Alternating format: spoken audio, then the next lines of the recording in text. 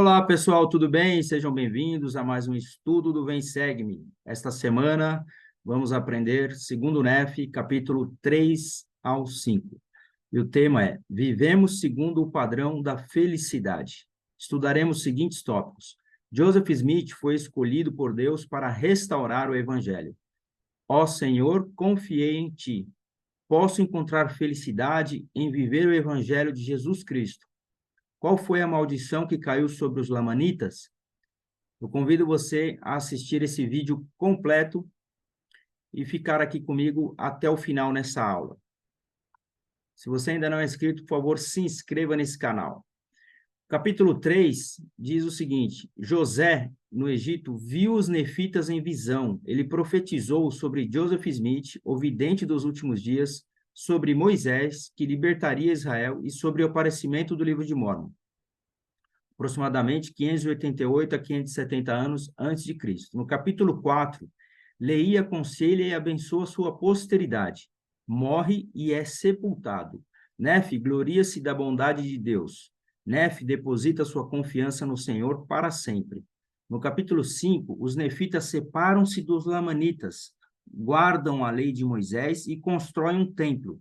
Por causa de sua incredulidade, os lamanitas são afastados da presença do Senhor e tornam-se um flagelo para os nefitas, aproximadamente 588 a 559 a.C.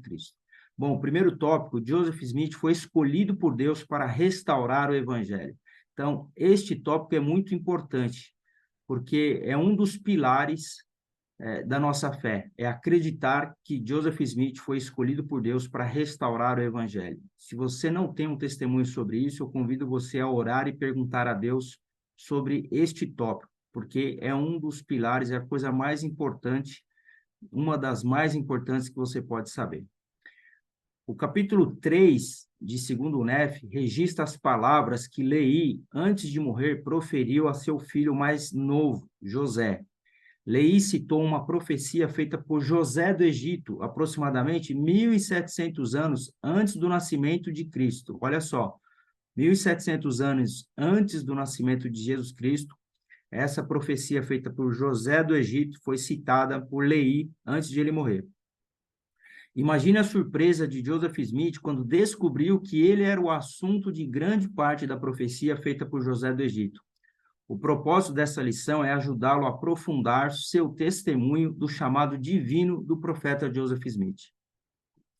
Segundo Nef, capítulo 3, 11 e 12 diz: Suscitarei, porém, um vidente do fruto de teus lombos, e a ele darei poder para revelar minha palavra à semente de teus lombos, ou seja, tua posteridade.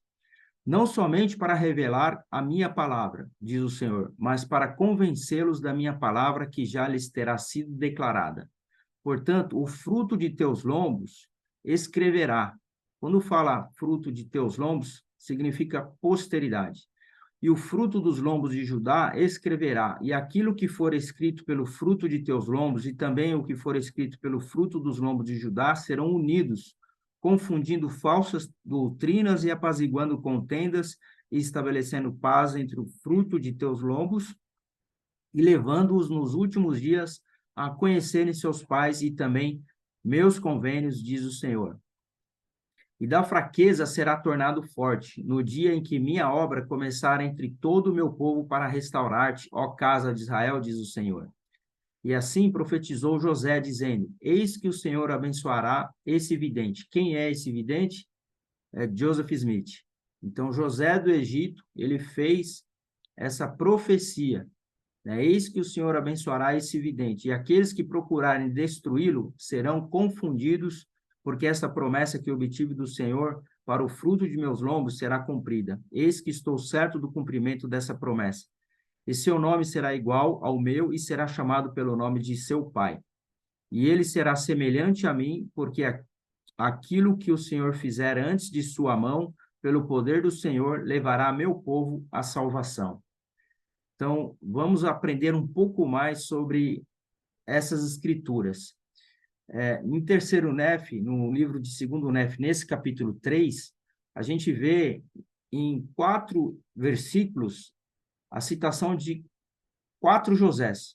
né? Quem são os 4 Josés? Aqui na imagem do lado direito, nós vemos a imagem dos 4 Josés e nós vamos identificar nas escrituras de qual José a escritura está falando. Então, vamos lá, no versículo 3. E agora, meu filho mais jovem, José. Então, aqui é Lei que está falando do seu filho José. Então, é Lei. E ele continua: a quem eu trouxe do deserto de minhas aflições, que o Senhor te abençoe para sempre, pois teus descendentes não serão completamente destruídos. Então, Lei falando aqui para o seu filho, que é a primeira imagem aí do lado direito. No versículo 4. Pois eis que tu és o fruto de meus lombos, e eu sou um descendente de José, que foi levado cativo para o Egito. E grandes foram os convênios que o Senhor fez com José. Então, aqui, nesse segundo, ele está falando que essa escritura se refere a José do Egito.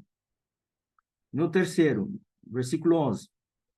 Suscitarei, porém, um vidente do fruto de teus lombos, e a ele darei poder para revelar minha palavra à semente de teus lombos. Não somente para revelar a minha palavra, diz o Senhor, mas para convencê-los da minha palavra, que já lhes terá sido declarada. Então, nesse versículo 11, esse vidente a qual ele se refere, dessa profecia que estava sendo dada por José do Egito, é referente ao Joseph Smith, a Joseph Smith. E no versículo 15 diz: e seu nome será igual ao meu, e será chamado pelo nome de seu pai. Olha só, José do Egito falando que o nome dele, desse profeta da restauração, teria o mesmo nome que ele, que é Joseph Smith, e que ele seria chamado pelo nome de seu pai.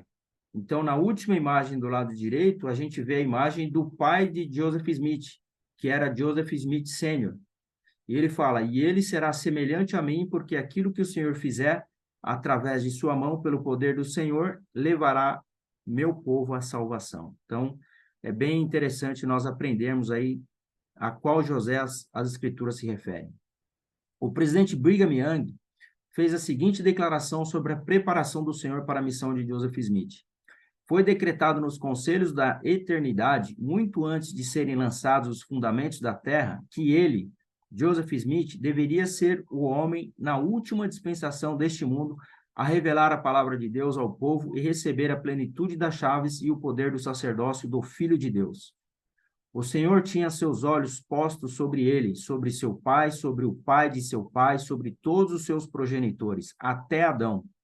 Ele tem observado aquela família e o sangue que nela tem circulado desde sua origem até o nascimento daquele homem. Ele foi pré-ordenado na eternidade a presidir esta dispensação. Então, olha só aqui a citação do presidente Brigham Young, que foi um profeta da igreja, sobre a preparação que o Senhor realizou para trazer Joseph Smith como um profeta da última dispensação e restaurar o evangelho aqui na terra. O segundo tópico é: ó Senhor, confiei em ti. Aqui, em segundo Nef, no capítulo 4, nós aprendemos sobre os desafios que Nef estava enfrentando, e aqui ele escreve: e aconteceu que depois de meu pai Leir ter falado a toda a casa, segundo os sentimentos de seu coração, e o Espírito do Senhor que estava nele, envelheceu. E aconteceu que morreu e foi sepultado. Então, aqui o primeiro desafio que Nef estava enfrentando, a morte de seu pai. E aconteceu que poucos dias depois de sua morte, Lamã e Lemuel e os filhos de Ismael enfureceram-se comigo por causa das admoestações do Senhor. Então, além de ter perdido o pai, aqui os irmãos se enfureceram com ele novamente, e ele enfrentando mais esse desafio. Estou cercado por causa das tentações e pecados que tão facilmente me envolvem. Então, aqui, Nef abrindo o coração, mostrando ali que as tentações, os pecados estavam tentando ali desviar Nef do caminho, e ele estava passando por todos esses desafios. Então, assim como Nef, nós também passamos por desafios na nossa vida. Nef passou por muitos desafios, e vamos ver como foi que ele continua essa mensagem aqui escrita no capítulo 4 do segundo Nef, que é conhecido como Salmos de Nef. E ele diz: eis que minha alma se deleita nas coisas do Senhor, meu coração medita continuamente nas coisas que vi e ouvi. Não obstante, apesar da grande bondade do Senhor, mostrando-me suas grandes e maravilhosas obras, meu coração exclama: ó, que homem miserável sou! Sim, meu coração se entristece por causa de minha carne, minha alma se angustia por causa de minhas iniquidades. E quando desejo alegrar-me, meu coração geme por causa de meus pecados. Não obstante, sei em quem confiei. Meu Deus tem sido o meu apoio, guiou-me através de minhas aflições no deserto e salvou-me das águas do grande abismo. Encheu-me com seu amor até consumir minha carne. Confundiu meus inimigos, fazendo-os tremer diante de mim. Eis que ele ouviu meu clamor durante o dia e deu-me conhecimento por meio de visões durante a noite. Durante o dia, eu ousadamente lhe dirigi fervorosa oração. Sim, elevei a minha voz e os anjos desceram e serviram-me. E sobre as asas de seu espírito, meu corpo foi arrebatado até as montanhas muito altas. E meus olhos contemplaram grandes coisas, sim, demasiadamente grandes para o homem. Fui, portanto, proibido de escrevê-las. Ó, então se vi coisas grandes, tão grandes, e se o Senhor, em sua condescendência para com os filhos dos homens, visitou os homens com tanta misericórdia, por que, pois, deveria meu coração chorar e minha alma padecer no vale da tristeza, e minha carne definhar, e minhas forças diminuírem por causa de minhas aflições? E por que eu cederia ao pecado por causa de minha carne?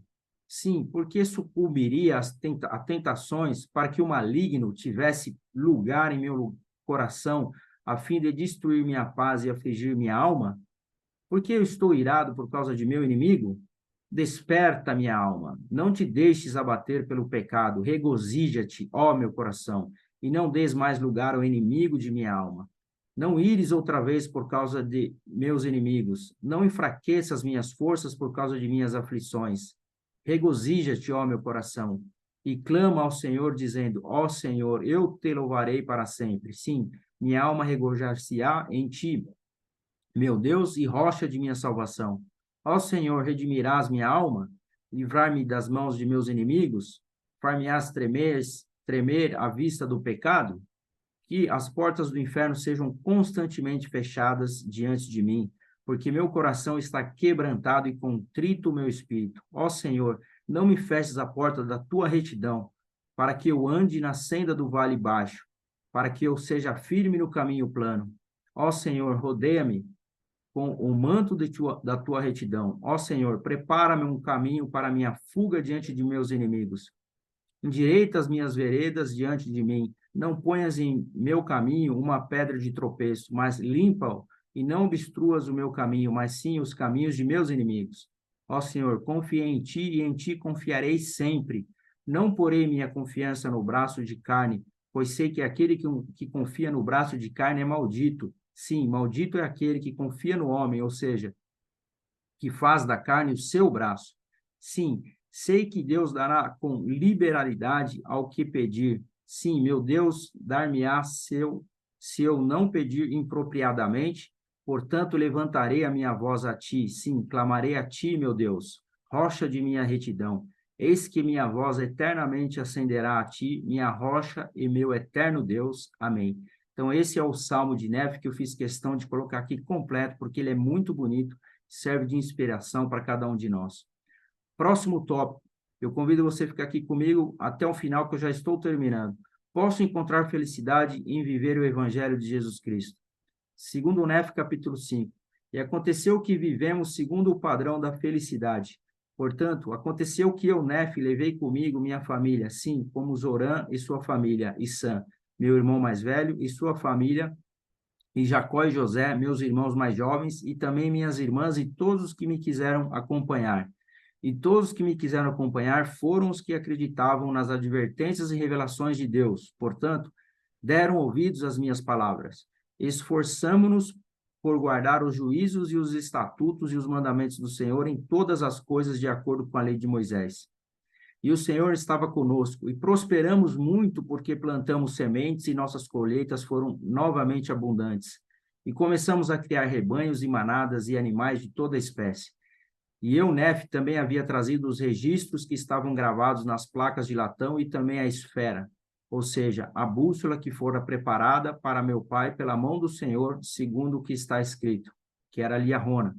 E aconteceu que começamos a prosperar muito e multiplicarmos na terra.